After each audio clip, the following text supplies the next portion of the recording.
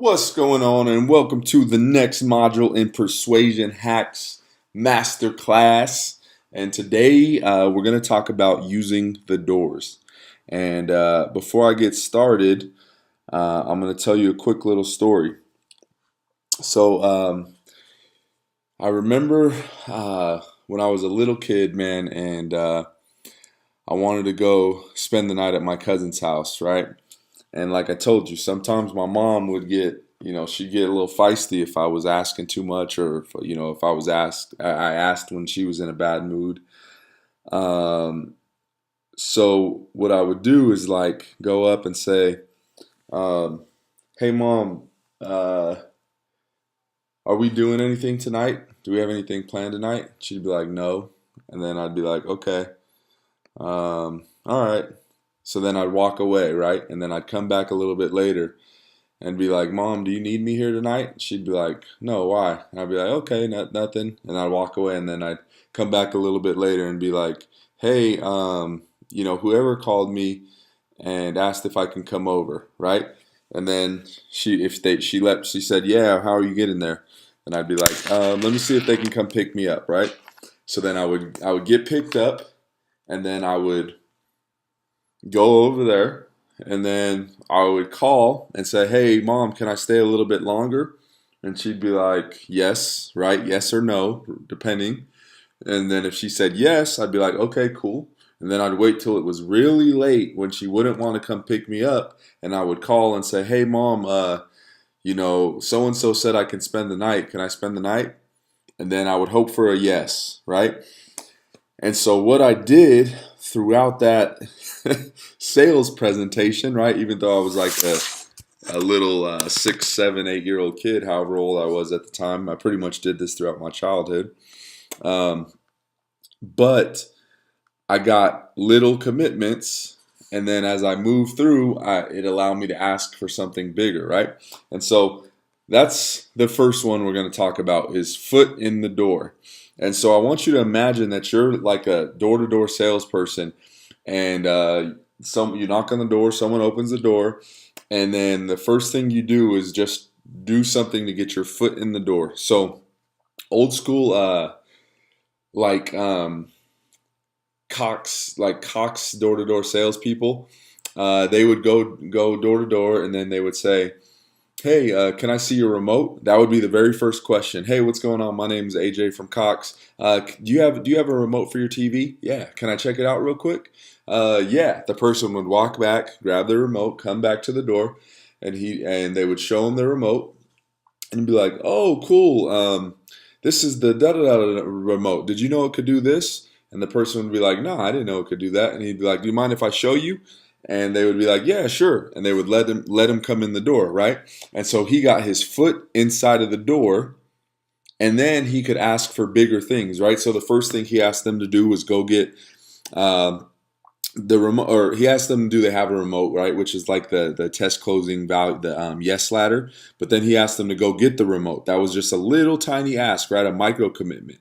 And then after he asked them to go get the remote, then he would ask them, "Hey, can I show you how to do this? Can I come in?" And that would be a bigger commitment, right? And so they keep working these commitments until they get to the point where you ask for something big. So foot in the door, what I want you to do is imagine it starts small and it gets huge, right? So you start with something small, something simple that someone can say yes to, and then eventually grow to something big. I got another story for you guys to tell you about this. There's a show on Netflix called Push with a guy named Darren Brown. And Darren Brown isn't very well known here in the U.S., but in the UK, he's huge. He's like a mentalist, magician, hypnotist style guy, right? And on the show Push, basically they set up a full simulation, like not like a real simulation, and they want to see if people will commit murder at the end. And so what they do is they have actors, they have certain things, and the person starts off going to this party, and then eventually they work all the way to the point where they're being told to push somebody off of a roof, and they got to decide whether or not they do it. And so in the show, the very first thing that they ask the person to do is mislabel food. So they have these little hors d'oeuvres that have meat in them, and the person, like the person that's in control of the party, says, "Hey, will you put vegetarian on those?" Right? Just a little tiny ask, just a little bit of compliance to get the person to say yes, and then 90 minutes later, this person's on the top of a building, and that same person is asking them to push a stranger off of the building because of all these little. It started with a little tiny ask of asking people to mislabel the vegetarian foods, and then there was multiple asks all the way through the show up to the point of asking him to push somebody off the roof, and a certain percentage of people do it. So I would advise you to go watch that show. That's a hook, right? I just hooked you to go see if this guy does it. But yeah, it's pretty awesome, pretty crazy how this works. So that's one way of doing it, is the foot in the door. The other way to use the door is the door in the face technique. So how the door in the face technique works is let me so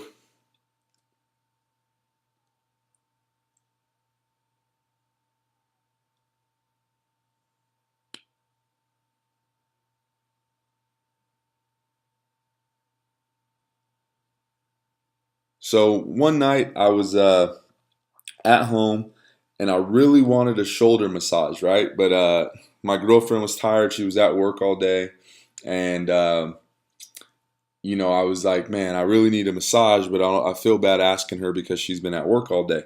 And so the first thing I do is I think about this door in the face technique. So I say, hey, can I have an hour-long full body massage? And she looks at me like I'm absolutely crazy, which is what I wanted.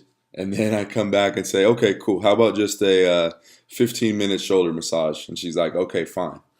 And so what this is how this works is the door in the face technique is you ask for something that you know absolutely the person is going to say no to, and then you come back and ask for what you actually want. So the example of this is like, say you're walking up to you're walking up to a complete stranger who's a girl that you like on the street, and you're like, "Hey, can we get married?" And she looks at you crazy and like, "No." Okay, cool. That's I figured you'd say no, but maybe you think I can take you out for lunch one day, right? And then you work your way backwards, and in comparison, in their mind, the comparison between the two, between what you first asked to get into the door, and then your second ask seems much smaller. So typically, you'll get people to say yes, and you can use this in multiple ways, right? So as you look at these two methods, how can you use these in your business? Well, very simple. If you're selling face to face, right? You can use the foot in the door technique. Use a little tiny ask. Say you're going over to businesses, B2B. When I used to be a B2B sales rep, you go in and you say, "Hey, are you the owner? Da da da da. Nice to meet you. I'm AJ with da da da da. Hey, can you tell me a little bit about your business?" Right? And that's the first ask. And if they'll tell you a little bit about your business, and then they're telling you how this works and that works, then you say, "Oh, can you show me?" And then they'll show you, and then they go deeper into the woods, and you say, "Oh, cool. Yeah, do you think I could try that, or can you explain that to me?" Right? And so you get them to keep saying yes, all the way to the point where you're like, "Hey, I really think I could help you guys out. Can we set up a meeting for next Thursday?" And they'll be like, "Yeah, and because you got your foot in the door, and you slowly built that process to the point of now they start to know, like, and trust you, and now they're more likely to say yes to a bigger ask down the road. The other way is to go in and say, "Hey, I want to completely revamp the entire way you do business." And they'd be like, "No, what the hell are you talking about?" Right? And they'd be like, "Okay, I'm just playing, but do you mind if I sit down with you for a few minutes and show you how social media marketing can help bring more customers in?" All right, cool. You know what I mean? So those are the ways you could use these two techniques. Very powerful psychological tools that need to be used for good and not evil. But test them out, man. All of this stuff is so powerful. What you're learning right now is like a freaking. You don't learn this stuff in 4 years of college. You don't learn this stuff. This is how people get your money. Period. This is how people get you to do things. This is how people get you to buy into their cult-like followings. And everybody, all these influencers have cult-like followings. Gary Vee, Ty Lopez, Tony Robbins, freaking Russell Brunson, all these guys, every single one of them have these cult-like followings, and they use all of these techniques that you're learning in this course, but they only work if you use them. That's the key, is actually using them. And so with that, hope you enjoyed this one. I'll see you on the next one.